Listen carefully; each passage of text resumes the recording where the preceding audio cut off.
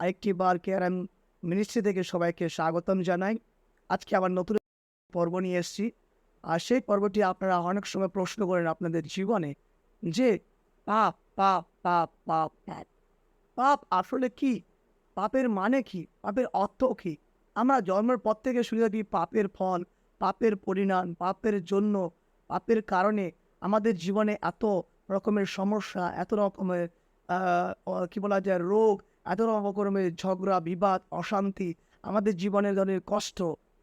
এই পাপ আসলে কি? আপনারা কখনো ভেবেছেন? পাপ আমরা অনেক সময় বলি যে ভগবানের দেওয়া, ঠাকুরের দেওয়া। অনেক সময় বলি আমাদের বাবা-মায়ের পাপের জন্য, আমাদের বিশেষ করে বংশের জন্য, আমাদের বিশেষ করে হয়তো কোনো কোনো ব্যক্তির কারণে, কোনো মহাপুরুষের কারণে আমাদের জীবনে পাপ এসেছে।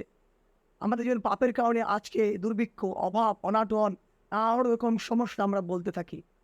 আসলে তাহলে পাপটা কি? আমরা পাপের জন্য, পাপের থেকে মুক্তি পাওয়ার জন্য আমরা একের পর এক গুরুর কাছে গিয়ে আমরা কি শরণাপন্ন হই এরা পাপ থেকে মুক্তি পাওয়ার জন্য, পাপ থেকে মুক্ত হওয়ার জন্য, পাপ থেকে স্বতন্ত্র হওয়ার জন্য।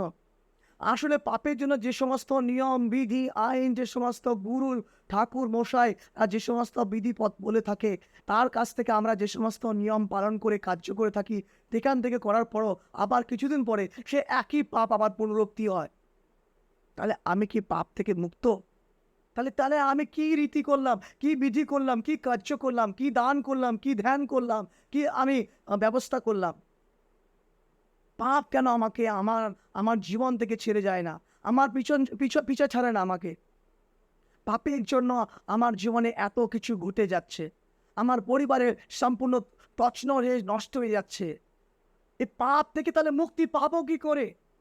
পাপের জন্য আমি বিভিন্ন গুরু ধরছি, বিভিন্ন জাগ্রত দেবী দেবতার কাছে গিয়ে আমি পূর্ণিপাত করছি, প্রণাম করছি এবং ডালা দিচ্ছি, যাতে পাপ থেকে মুক্তি পেতে পারি। পাপের জন্য বড় বড় যজ্ঞ করছি, বড় বড় বিশেষ করে ঋষিমুষির কাছে গিয়ে আমি জ্যোতিষের কাছে হাত দেখাচ্ছি। কেন আমার জীবনে হওয়া কাজটি হচ্ছে না? কেন আমার হওয়া কাজটা দাঁড়িয়ে গেল? কেন আমার ঘরের কাজটি, আমার জমির কাজটি, আমার বিশেষ করে যে সম্পর্কটি ভেঙে গেল? বলে আপনার জীবনে পাপ রয়েছে, বংশগত পাপ, পরিবারগত পাপ, আপনার সমাজগত পাপ, আপনার এলাকায় ঠিক নেই, আপনার বাস্তু ঠিক নেই। আসলে পাপ কি তাহলে? পাপ সম্বন্ধে যদি না জেনে থাকেন, আজকে এই সুন্দর সময়ে আপনি জানুন। আর পাপকে জেনে আপনি আপনার মনের থেকে যে অন্ধকার রয়েছে, যে কুসংস্কার রয়েছে, সেখান থেকে স্বতন্ত্র হন এবং স্বতন্ত্র হয়ে আপনি পাপের রূপে এক জয়ী, এক জীবন্ত, এক এক সুখী, এক আনন্দ, এক সাহসী, এক এক এক বিশেষ করে যে আনন্দময় জীবনযাপন করুন। পাপ হচ্ছে যে ঈশ্বরের বিরুদ্ধচারী কোনো কাজ করাকে বলা হয় পাপ। কি বললাম? ঈশ্বর, যিনি সর্বশক্তিমান, সর্বসৃষ্টিকর্তা, ওনার বিধি বা ওনার নিয়ম, ওনার বাক্যের বিরুদ্ধে কোনো কাজকে বলা হয় বিশেষ করে পাপ। ওনার বাক্যের বিরুদ্ধে কোনো কিছু করাকে বলা হয় পাপ। ওনার ইচ্ছার বিরুদ্ধে, ওনার প্রতিজ্ঞার বিরুদ্ধে, ওনার পরিকল্পনার বিরুদ্ধে, ওনার ওনার কাজের বিরুদ্ধে, ওনার আজ্ঞার বিরুদ্ধে কোনো কাজ করাকে বলা হয় পাপ।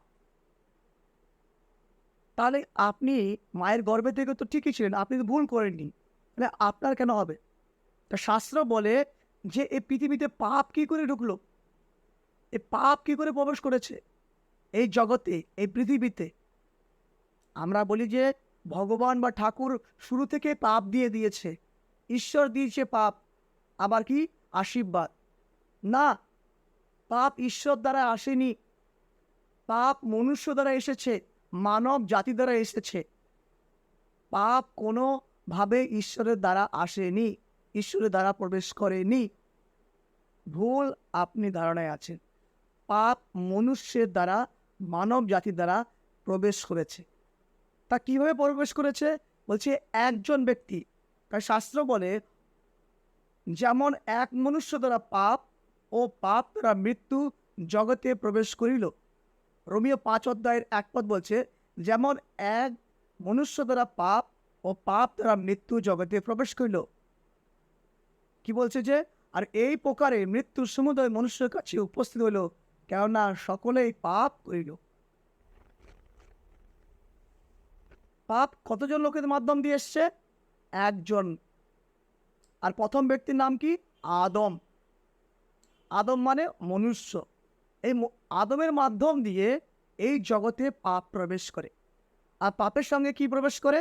মৃত্যু। আমরা জানতে পারি, শারীরিক মৃত্যুর কথা বলতে পারি। কেউ হয়তো 60 বছর, কেউ 80 বছর, কেউ 100 বছর, 105, 10 বছর বাঁচে, বা কেউ অল্প বয়স, কেউ মায়ের গর্ভে শেষ হয়ে যায়। মৃত্যু, মৃত্যুকে সকলেই ভয় পায়, এবং সকলেই ভয় পায় নরককে, যে অধিক পাপ করলে তাকে অধিক শাস্তি ভোগ করতে হবে। কিন্তু আমি বলি আজকে যে একজন ব্যক্তির মাধ্যমে পাপ প্রবেশ করে। কেমন করে? একজন ব্যক্তি ঈশ্বরের বাক্যকে কি করে? উল্লঙ্ঘন করে। উল্লঙ্ঘন মানে অবাধ্য হয়, অগ্রাহ্য করে, তুচ্ছ করে, অস্বীকার করে, স্বীকার করে না, পালন করে না, এড়িয়ে চলে। আর এড়িয়ে যাওয়ার কারণে কি আসলো? পাপ। আমাদের কাছে হয়তো এখন বর্তমানে অনেক আজ্ঞা রয়েছে, অনেক বিধি রয়েছে, অনেক নিয়ম রয়েছে। আমরা হয়তো জানতে অজান্তে অনেক আমরা সেগুলোকে পালন করতে পারি না, মানতে পারি না। তার কারণে আমাদের কাছে জীবনে আসে। কিন্তু শুরুতে একটা আজ্ঞা ছিল, একটা আজ্ঞার কারণেই কি আসলে পৃথিবীতে পাপ। আর পাপের সঙ্গে কি প্রবেশ করলো? মৃত্যু। আজ মায়ের গর্ভে থেকেই মৃত্যু হয়। আর কি হয়? সে বয়সে বিভিন্নভাবেই মৃত্যু হয়। কেউ অসুস্থতায় মৃত্যু হয়, কেউ বিভিন্নভাবে বিশেষ করে বিভিন্ন কারণে দুর্ঘটনাও মৃত্যু হয়। এটা আমরা শারীরিক মৃত্যু জানি, কিন্তু আদমকে বলেছিল যে তুমি মরবে। আর পাপ মানে হচ্ছে কি? ঈশ্বরের সেই সম্পর্ক থেকে, ঈশ্বরের আশীর্বাদ থেকে, ঈশ্বরের সঙ্গে থেকে মনুষ্য বিচ্ছেদ হয়ে যায়। এটা হচ্ছে অনন্তকালীন হচ্ছে কি সম্পর্ক থেকে পূর্ণরূপে বিচ্ছেদ হয়। কি কারণে? পাপের জন্য। এই পাপের জন্য বিচ্ছেদ হয়। আর সেটা হচ্ছে কি? অনন্ত মৃত্যু, চিরস্থায়ী মৃত্যু। সে চিরস্থায়ী মৃত্যুর জন্য সকলে ভয় পায়। এই জন্য বলে ভালো কাজ করলে স্বর্গে যাব, অসৎ কাজ করলে নরকে যাবে। তাই আপনাদেরকে আমি বলতে চাই আজকে যে একজন ব্যক্তির দ্বারা কি আসলো? পাপ। আর পাপ মানে কি বললাম, বুঝালাম যে পাপ হচ্ছে ঈশ্বরের বিরুদ্ধচারী কোনো কাজ করা কি বলা হয়? পাপ। অধিকারী, সর্বশক্তিমান সৃষ্টিকর্তার যে অধিকার রয়েছে তার বিরুদ্ধে ছাড়া করা কাজ করে বলা হয় পাপ। তাহলে আপনি নিজেকে যাচাই করে দেখুন, আপনি দিন প্রতিদিন আপনার জীবনে আপনি তার বিরুদ্ধে কত পাপ করছেন, বা আপনি জানেন না। আপনি যদি না জানেন তাহলে তাকে জানুন, তার পরিচয় জানুন। তাকে জানার পরেই আপনি কিভাবে পাপ থেকে মুক্ত হতে পারবেন, তাহলে সেটা বুঝবেন। আমি কি আলোচনা করলাম? পাপ সম্বন্ধে। আসলে পাপ কি? পাপ হচ্ছে সর্বশক্তিমান ঈশ্বরের বিরুদ্ধচারী কাজ করাকেই বলা হয় পাপ। আপনি কোনোভাবে কি হচ্ছে? ঈশ্বর পাপ দেয়নি। আমার নিজের কারণে, আমার নিজের ভুলের জন্য আমি কি হচ্ছি? আমি আমার জীবনে মৃত্যুকে ডেকে নিয়ে আসছি, মৃত্যুকে আমি আহ্বান করছি। আর মৃত্যু যখন আসে কি? বিভিন্ন রূপ নিয়ে আসে। কেন? আমার সাথে পিতার সম্পর্ক ঠিক নেই, আমার সাথে সর্বশক্তিমান ঈশ্বরের সম্পর্ক ঠিক নেই, যার জন্য আমি ঈশ্বরিক আশীর্বাদগুলো আমার জীবনে দেখতে পাই না। তাই আমার জীবনে সমস্ত হওয়া কাজগুলো আটকে যায়, রুদ্র হয়ে যায়, অবরোধ হয়ে যায়, আমার সম্পর্কগুলো ভেঙে যায়। আমি আর সেই শান্তিটাকে হারিয়ে ফেলি, কাজটাকে হারিয়ে ফেলি। তাই বলছে যে একজন মানুষের দ্বারা যখন পাপ প্রবেশ করেছে, আবার আরেকজন ব্যক্তির মাধ্যম দিয়ে কি এসছে? পাপের সমাধান এসছে। সেই পাপ থেকে মুক্তি পাওয়ার জন্য যে আশীর্বাদ সে এসছে, তার নাম হচ্ছে প্রভু যীশু খ্রিস্ট। সেই প্রভু যীশু খ্রিস্টের মাধ্যম দিয়ে আবার পুনরায় অনন্ত জীবন, অনন্ত যে শান্তি, অনন্তকালীন যে সম্পর্ক, পিতার সাথে যে সম্পর্ক, এবং যে ধার্মিকতা, ঈশ্বরীয় আশীর্বাদ, এবং যে অনন্ত আশীর্বাদ, যে চিরকালীন থাকার যে আশীর্বাদ, সে রাস্তাকে খুলে দেয় ঈশ্বর। এটাই হচ্ছে আপনাদের জন্য বিশেষ করে সেই পাপের সমাধানের উপায়। আর এর সম্পর্কে জানার জন্য আপনি আমাদের পরবর্তী পর্বে এবং আমাদের সাথে কন্ট্যাক্ট করুন। আপনি আরও জেনে আপনি আপনার জীবনের সমস্যা থেকে সম্পূর্ণরূপে বেরিয়ে এসে এক স্বাধীনভাবে জীবনযাপন করুন। আমি বিশ্বাস করি আপনি আপনার পাপ থেকে পূর্ণরূপে, যতই কঠিন পাপ হোক না, অনেক বড় পাপ হোক না, ছোট পাপ হোক না কেন, আপনি যেমনই পাপ হোক না কেন, সে মায়ের গর্ভে হোক, যুবক অবস্থা হোক, যুবতী অবস্থা হোক, মধ্যবয়স্ক অবস্থা হোক, ও বিশেষ করে বৃদ্ধা অবস্থা হোক, আপনি যে কোনো পাপ থেকে ক্ষমা পেয়ে, সমাধান পেয়ে আপনি পূর্ণরূপে আবার স্বাধীনভাবে জীবনযাপন করতে পারেন। আপনার জন্য এই গুড নিউজ হচ্ছে প্রভু যীশু খ্রিস্টের বার্তা। এই বার্তা সম্বন্ধে আপনি জানার জন্য আমাদের পরবর্তী পর্বের জন্য থাকুন এবং যোগাযোগ করুন। আপনি জানবেন যে পাপ থেকে পূর্ণরূপে কী করে সমাধান পাওয়া যায়, কী করে স্বতন্ত্র হয়ে যায়। আর যে একটাই খবর, সুখবর, সে হচ্ছে প্রভু যীশু খ্রিস্ট। ওনার মাধ্যম দিয়ে আপনি পূর্ণরূপে আপনার পাপের থেকে সমাধান পাবেন। এজন্য কোনো কষ্ট আপনাকে দিতে হবে না, কোনো মূল্য আপনাকে দিতে হবে না। আপনি সেই সুখবর জানার জন্য আগ্রহী হন, ইচ্ছুক হন, সেই বার্তাকে পাওয়ার জন্য। আর সেই বার্তাকে নিয়ে আপনার জীবনকে শুরু করুন। আপনার সে পরিবারগত পাপ হোক না কেন, বংশগত পাপ হোক না কেন, আপনি বেরোবেন। আমি প্রত্যেকের জন্য প্রার্থনা করি কেন আপনার পাপ থেকে বুঝতে পারেন, পাপ থেকে মুক্ত হতে পারেন এবং স্বতন্ত্র হতে পারেন। মহান ঈশ্বর, আমি আজকে যে বিষয় নিয়ে আপনি আমাকে দিয়েছেন, এই বিষয় নিয়ে আমি সকল মানুষের জন্য প্রার্থনা করি যে পাপ সম্বন্ধে যে বিষয়ে আপনি জ্ঞাত করেছেন, যারা শুনতে পাচ্ছে, যারা শুনে বুঝতে পারছে না, তাদের হৃদয়ে, তাদের বিবেকে আপনি কথা বলুন, তাদের বুদ্ধির দ্বারকে খুলে দিন। আপনি সে স্বর্গের দ্বারকে খুলে দিন, যেন পাপকে যে বিশেষ করে যে ভয় করে পাপ থেকে ওরা যেন স্বতন্ত্র হতে পারে, যে আপনার প্রিয় পুত্রের মাধ্যম দিয়ে সেই স্বতন্ত্রতার যে পথ, সেই পথকে যেন যারা জানতে পারে।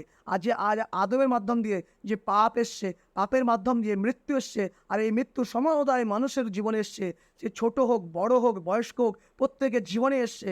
সে হয়তো কোনো মায়ের গর্ভে কোনো ভুল করেনি, তবুও তার জীবনে মৃত্যু আসে প্রভু।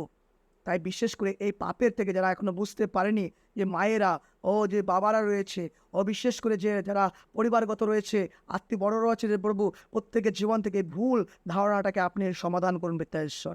আর পূর্ণরূপে যে আপনার মাধ্যম দিয়ে, যে পুত্রের মাধ্যম দিয়ে যে নতুন জীবন, আশীর্বাদ জীবন, যে স্বর্গীয় জীবন, অনন্ত জীবন এবং যে সমাধান, অনুগ্রহ বোঝার জন্য আপনি তাদের বুদ্ধির দ্বার খুলে দিন।